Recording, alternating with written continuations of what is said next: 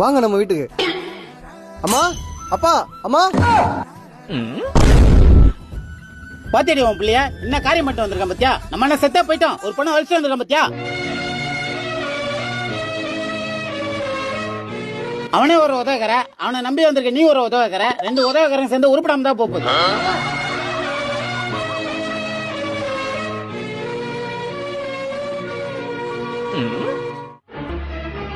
சொத்து கித்து கேட்டா செருப்பால அடிப்பேன், வெளியே போடா.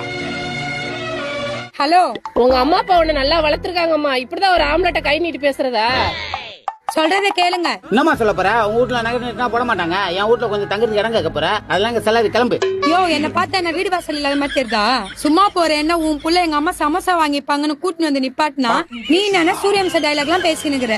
சமோசா 4-10 வாங்கிக்கிறியா இல்லையா? சமோசா 4-10.